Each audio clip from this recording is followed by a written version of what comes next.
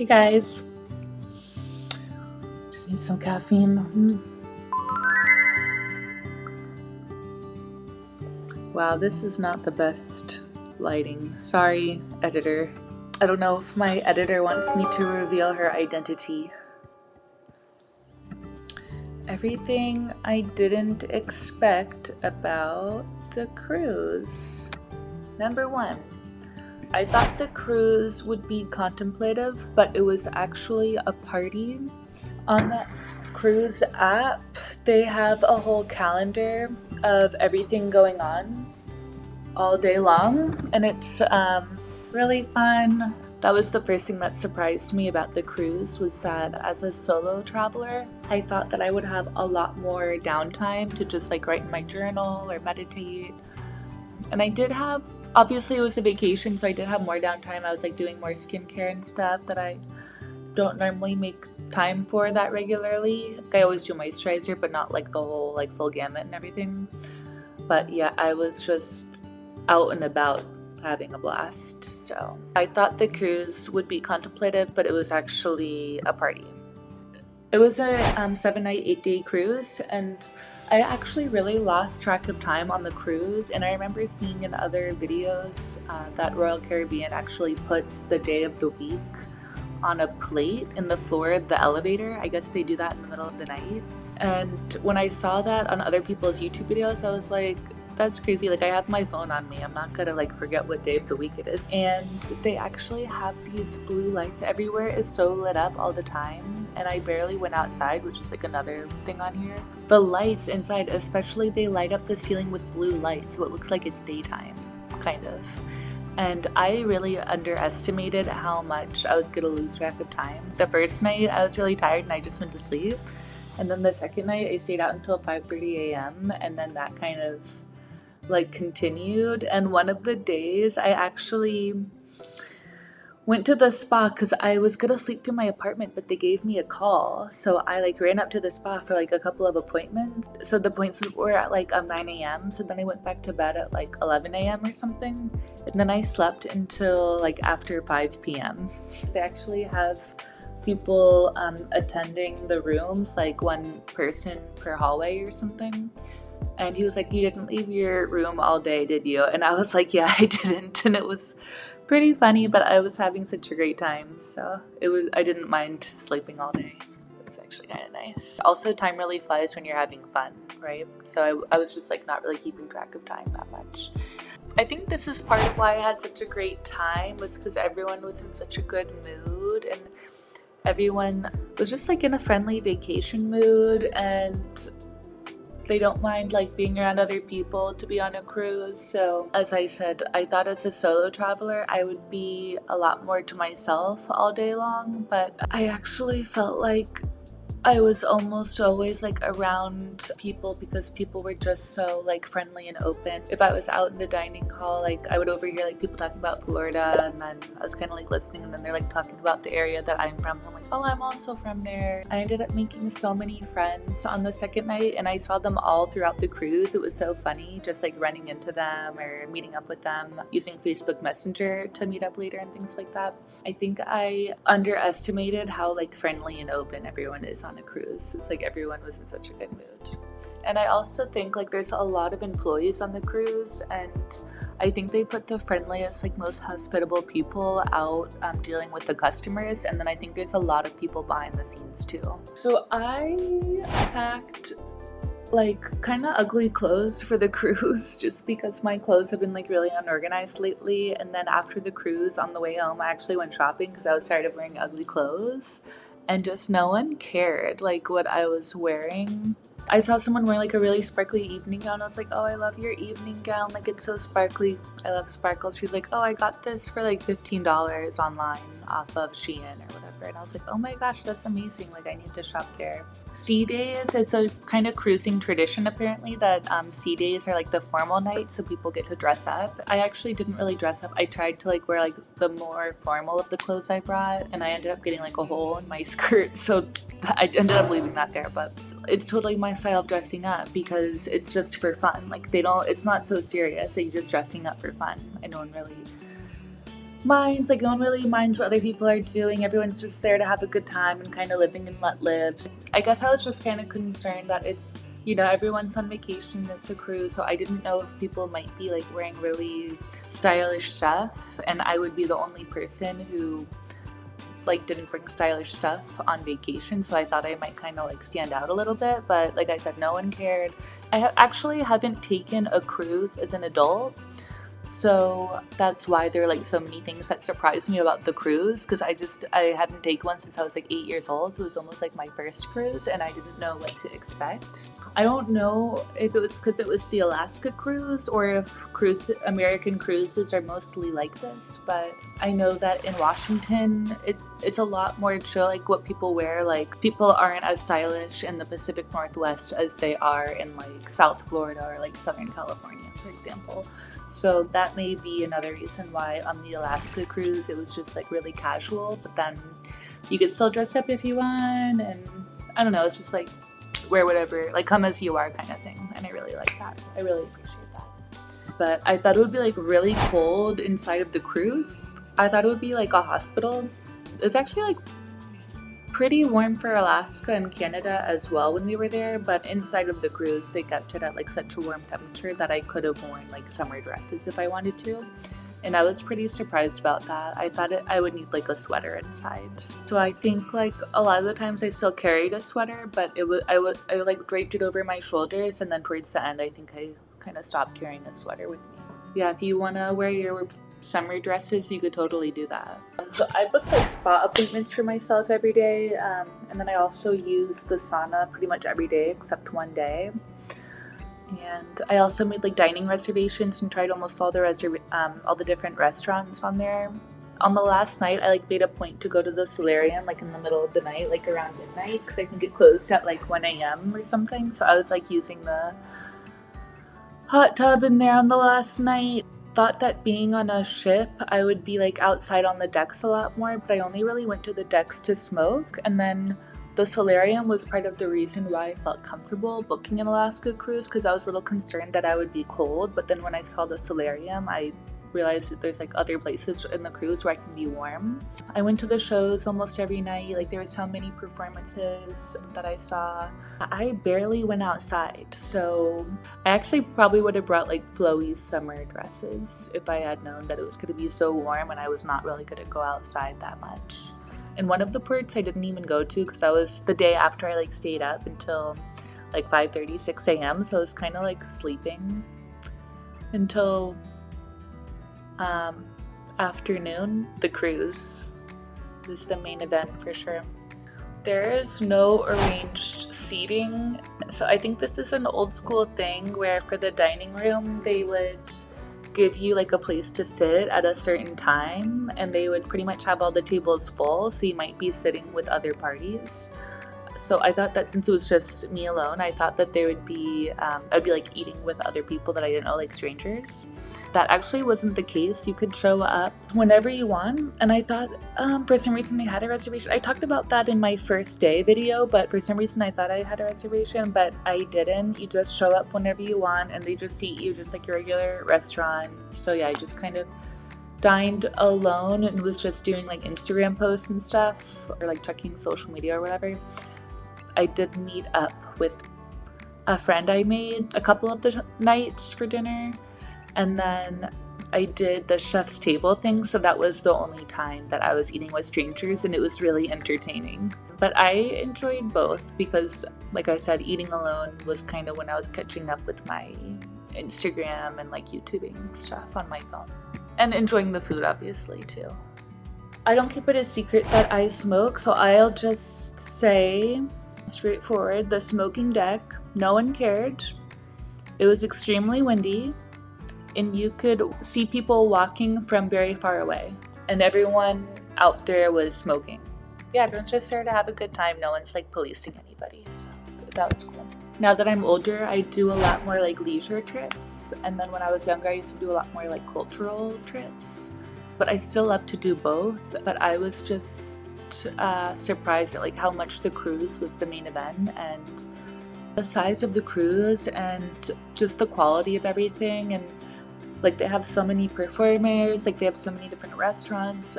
They have to like serve like thousands of people every night, like over 4,000 people, like multiple times a day. The ports were really cool too, and I enjoyed them, but it was definitely like periphery to the cruise and like what a crazy, like fun, mind-boggling experience the cruise was. So yeah, I was surprised. So I was surprised at how much you can personalize the cruise to whatever you want it to be. So for me, I wanted to do like a spa theme, like healthy theme, and but also like a little bit of indulgences when I feel like it too. So I had a pretty successful time doing that. Like I said in the first day video, I was a little surprised that the nutritionist appointment wasn't a little bit more helpful with showing me like the healthy options on the ship, but the service and everything, they were so eager to like accommodate all of my like little food sensitivities, and they didn't make me feel bad about it at all, because they did ask me if it's like an allergy, and I was like, it's not really an allergy, it's a sensitivity. Even though they're like serving thousands of people, they were really willing to personalize things just for me. And like I said, they had health talks, they had a really amazing gym, the spa was phenomenal. Like you could really personalize the food.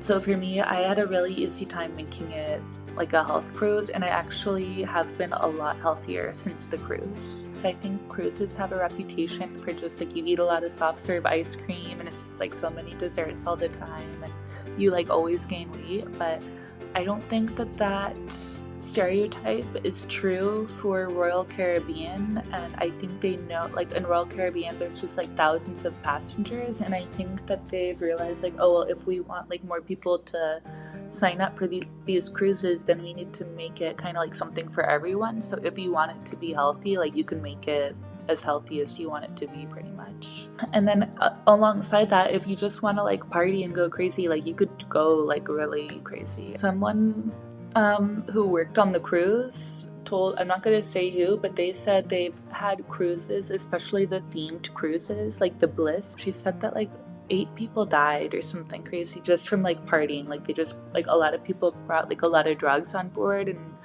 yeah, so don't overdose or anything, but yeah, you can make the cruise whatever you want it to be. And she said that there are also like swingers cruises too, and also Christian cruises too. So yeah, something for everyone. The nutritionist appointment wasn't what I expected, but I already kind of said that in the health thing, because I thought they're going to tell me more like tips to be healthy on the ship. There were a couple things that they told me that I didn't know, so it was good for me to know my weight, but I actually forgot it, but they wrote it down.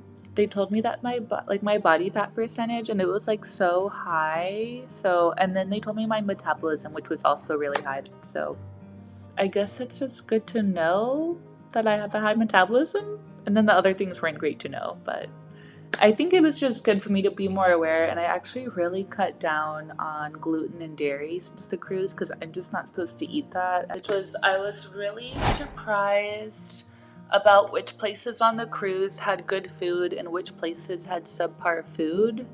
So the Indian food on the cruise was amazing, because a lot of the employees are from the India and the Philippines. Those are like the top 2 countries represented by the employees on the cruise. So the Indian food was like so good.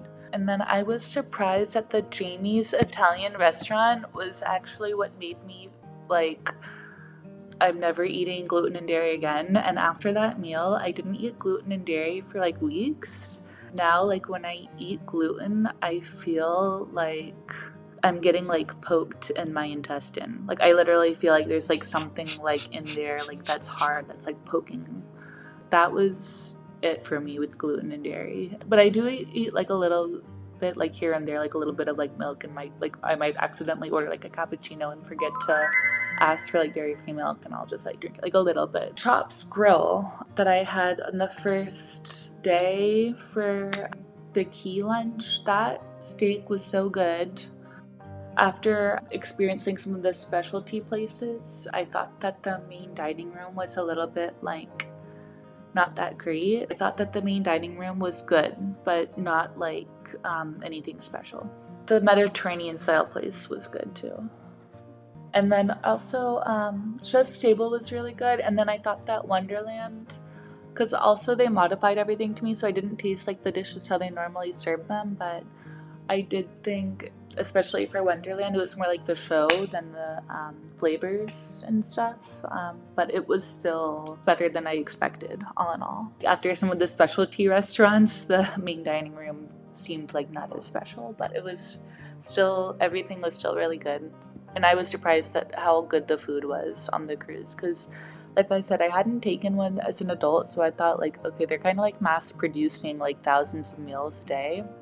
I had like pretty low expectations, so everything was like good to like amazing. And I really enjoyed Wonderland, and the Chef's Table dinner was so fun. The room attendant, there's like always someone in the hallway in case you needed something, unless it was literally like middle of the night, like the time I went back to my room at like 6 a.m. after partying all night. I left my room key somewhere, apparently I lost it, and there was like phones in the hallway, so I just used one and someone came to my room. I think they like let me into my room, or they made me a new key. I think they may have made me a new key. I don't remember, or if I may have had to go get a new key the next day.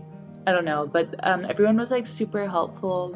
They run a really tight ship, serving so many people. It was mind-boggling to me, loading the bags, serving over 1,600 dinners in one night before the night was halfway over. They were like, everyone give it up for the dining staff. Like, they've already served over 1,600 meals just tonight. Like, it was crazy. The room attendant bringing me the fruit plate on the first day, like, I really needed that snack at that time, and I don't know how he knew I needed a snack. And they brought the towel animals, which were cute. Like at night you would see them dusting the staircases, because I've stayed at hotels that were like had a fancier reputation that were not run that high quality as that ship was run. I think I paid like a little over $1,500 for 7 nights 8 days, so that's a little over $200 a night, with the food included. I was extremely impressed by the quality of the service. It wasn't as crowded as I had expected. On the last night, I had the whole hot tub to myself. There's like 2 really giant hot tubs, and I literally had the whole hot tub to myself for like an hour or something. At Club 270, I would grab a couple of fruit cups, like 1 watermelon, 1 fruit salad, and then a cappuccino, and carry it all on like a little dish with my bag with my laptop and go over there, and then I'd be like working on my laptop, writing some stuff. And Club 270, it's like 270-degree view and like multiple stories high of just a view of the back of the ship, and it's so picturesque, and it was frequently empty. The only time that there were crowds were on the first day. The lobby was crowded because everyone wanted to like go sort out all the last details so they could just forget about all the things they have to deal with and just enjoy the cruise. During the shows, which this isn't just on a cruise, but normally if there's like a really big theater performance, there's a big crowd, so it wasn't like a pushy crowd. It's just like a lot of people going to see like some of the bigger performances in the bigger theaters. And yeah, it just never got crowded besides the theater performances in the first night, so that was also pretty surprising to me. But they did have like so many things to do, like the whole ship. It was just so entertaining. There's like a lot of different places and things for people to do all the time, so it just never got crowded.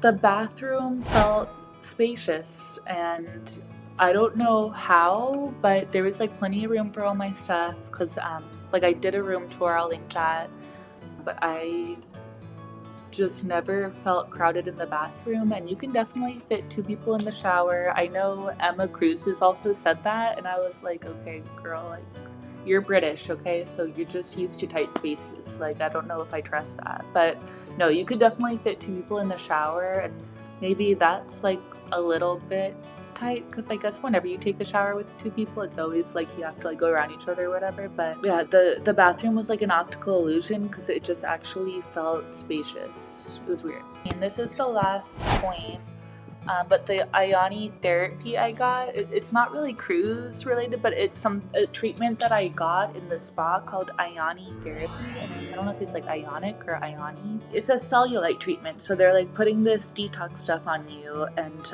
so I knew normally with spa treatments they put like some kind of ointment of some kind on you, but then I wasn't expecting that they then put these electric nodes on you, and then they're like giving you electric shocks, like pulses of electric shocks, and it kind of feels like pins and needles, but you only feel it when they're doing it in like pulses, so you kind of get like relief in between. And it was so effective of a cellulite treatment. Like I saw a drastic difference like as soon as they were done.